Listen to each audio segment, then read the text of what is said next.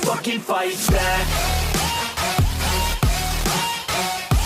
Esse histórico recente entre Flamengo e Palmeiras, e vem aí, claro, mais um capítulo no próximo sábado. Pedro Henrique Torre conta tudo pra gente, ele já está, claro, lá no Rubro Negro e atualiza as informações do time do Vitor Pereira. Pedro, bom dia, tá tudo certo por aí? Fala, Bruno, tudo bem? Bom dia para você, bom dia também aos amigos aí do Sport Center. Sempre um prazer falar com vocês mais uma vez. Flamengo que segue treinando, né? Treinando com afinco para esse confronto de sábado contra o Palmeiras em Brasília, 16h30, grande decisão da Supercopa. Se encontram mais uma vez Flamengo e Palmeiras. Em 2021 tinham se encontrado na Supercopa e também na Libertadores. O Flamengo levou na Supercopa nos pênaltis e também acabou derrotado na prorrogação para o Palmeiras. Mas em retrospecto geral, assim, o Flamengo tem se dado até bem contra o Palmeiras, principalmente nos 90 minutos. Se você levar em consideração ali os 90 minutos, geralmente em estatísticas, assim, né, se leva em consideração os 90 minutos das partidas, o Flamengo não perde há 12 jogos nos 90 minutos para o Palmeiras. Claro, o torcedor do Palmeiras do outro lado vai falar, pô, mas a gente levou uma Libertadores em 2021, a gente venceu o Flamengo 2-1. Claro, fato, correto, foi 2-1 na prorrogação, mas considerando os 90 minutos ali, aquele jogo terminou empatado em 1-1. Nos últimos 12 jogos, o Flamengo, desde 2018, não perde nos 90 minutos para o Palmeiras. 7 empates e 5 vitórias do time rubro-negro. A última derrota do Flamengo nos 90 minutos para o Palmeiras, lá em 2017, Campeonato Brasileiro, no Allianz Arena, 2-0, então tem bastante tempo que o Flamengo não perde ali no tempo normal. Não sei se dá para levar em conta isso, se dá para levar para dentro de campo.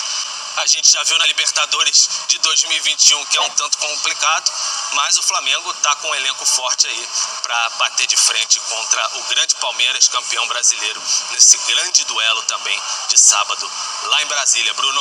E o Flamengo, ele troca de técnico constantemente, são no mínimo 2 técnicos por ano, mas é um dos times mais brilhantes das últimas décadas no futebol brasileiro também. Então, quando a gente for lembrar de recurso técnico nesse recorte de tempo, a gente vai falar, talvez antes de qualquer outro, do Flamengo de 2019 para cá, desses 4 atacantes que a Mari falou, que são absolutamente brilhantes e históricos dentro do nosso futebol. Então, é uma corrida entre a consistência versus o recurso técnico infinito. Então, assim, é a empolgação do rubro-negro com esses jogadores e com um técnico muito bom que chegou e essa expectativa sobre o que será que vai virar o Flamengo do Vitor Pereira versus a confiança do palmeirense no Abel Ferreira, um pouco desconfiado com o desequilíbrio do elenco com as últimas saídas. Então, são retas com caminhos opostos. Eu acho uma Supercopa muito parelha por esse sentido. É evidente que o Flamengo é mais time no papel do que o Palmeiras, mas esse Palmeiras do Abel Ferreira, especialmente nesse tipo de duelo, eu acho muito difícil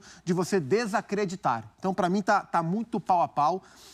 Sinto, evidentemente, o rubro-negro mais entusiasmado com a temporada do que o palmeirense. Mas esse Palmeiras, para perder jogo, é difícil. Para ganhar do Palmeiras, são poucos times que ganham do Palmeiras. Eu ouvi uma estatística hoje, ouvindo no rádio, 83 jogos, dos últimos 83 jogos, estamos falando de 7 vitórias. E não estamos falando de 83 jogos com meia dúzia de bons adversários e o resto... Não, é Libertadores, é Copa do Brasil. Uma dessas derrotas foi depois de já ter conquistado o título brasileiro. O Palmeiras perdeu 3 partidas no Campeonato Brasileiro último. 2 no começo e uma já campeão. É muito difícil. Exato. Muito difícil. E aí eu faço uma pergunta para vocês. Já o Abel Ferreira, hein? Já o Abel Ferreira, aquela movimentação de sala de imprensa, o jogo é em tu, sempre quando é fora...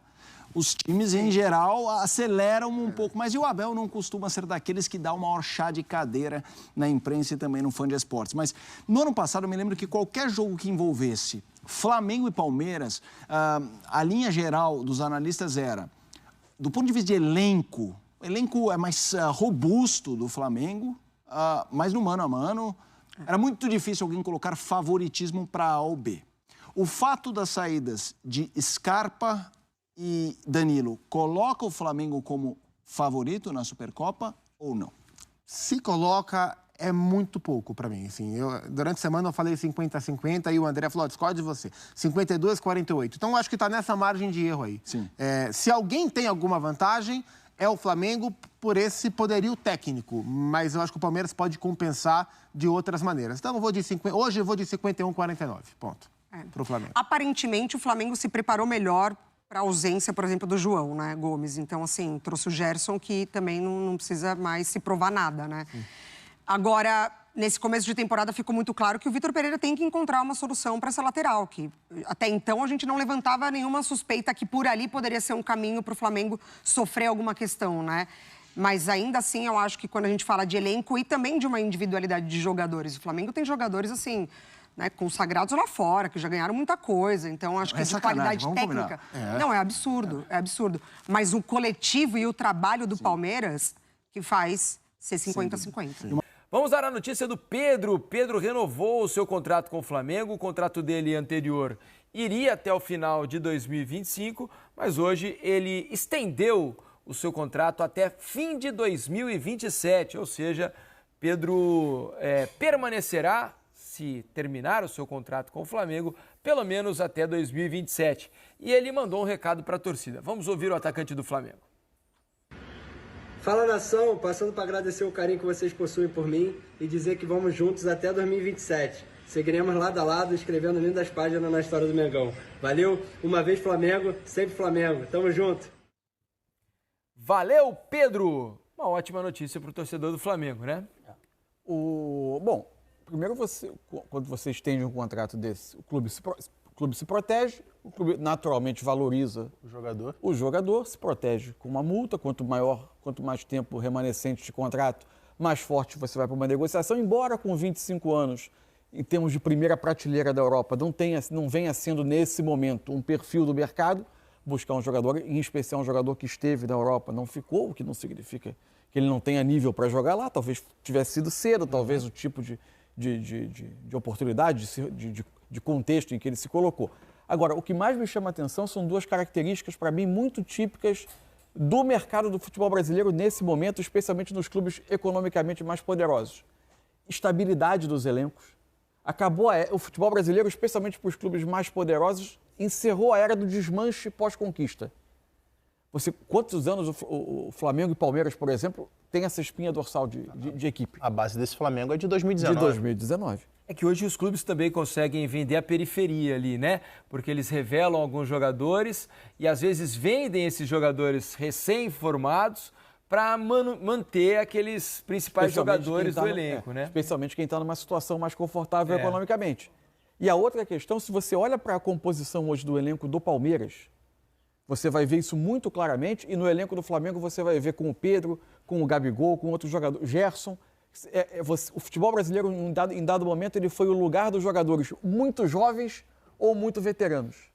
Hoje esses times têm jogadores de destaque, jogadores de alto nível, especialmente de alto nível para o nosso futebol doméstico, em idade de pico de rendimento, entre seus 20 e 29 anos. Isso, em dado momento do futebol brasileiro, foi muito raro.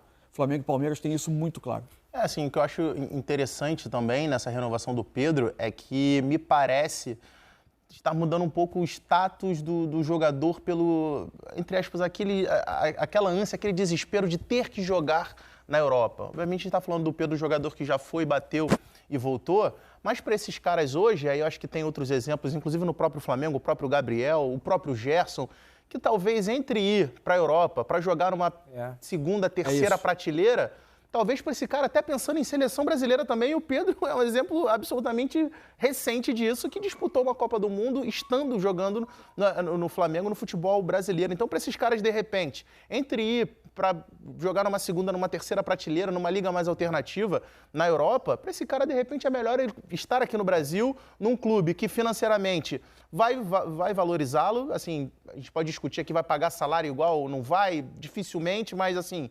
um bom salário para ele, vai dar essa estabilidade para ele. Time que disputa títulos. Que disputa título e vai colocar ele numa vitrine pensando em jogar numa seleção brasileira. Do que uma Ucrânia, do que uma Grécia, Exatamente. do que algo assim. Agora, o jovem ainda vai. Porque o jovem, ele cresce enxergando a Liga dos Campeões como o grande lugar onde ele quer estar. Então ele tenta trilhar o caminho. Para esse jogador que teve uma experiência, eventualmente retornou, O futebol brasileiro hoje, nesses clubes mais poderosos, primeiro ele paga salários altíssimos. De primeiro, e ele, de coadjuvante num clube eventualmente periférico da Europa, vem para ter uma função de protagonista, disputar título de idolatria. Esses caras, Pedro, Gerson, o próprio Gabriel, eles não são mais apostas. Eles já são realidades. Aqui eles são realidades. Lá eles seriam apostas. É isso. E o Flamengo joga contra o Palmeiras, então, no sábado, nessa grande decisão da Supercopa do Brasil. E o Abel Ferreira, a gente já mostrou ele falando sobre o jogo, sobre a final da Copa São Paulo, felicitando a base do clube pelo sucesso. Agora ele falou sobre a Supercopa do Brasil, que será disputada no sábado, a partir das 4h30 da tarde, com transmissão do Sport TV. Fala, Abel. Não há reforço nenhum que tenha mais força do que o nosso jogo coletivo, e ficou mais uma vez aqui evidente isso hoje, e foi por isso que nós não tivemos que fazer o que fizemos hoje. E o próximo jogo, que é uma final, nós não mudamos a nossa atitude, é desde o início até ao fim, jogar para vencer, é isso que temos feito e é isso que vamos fazer.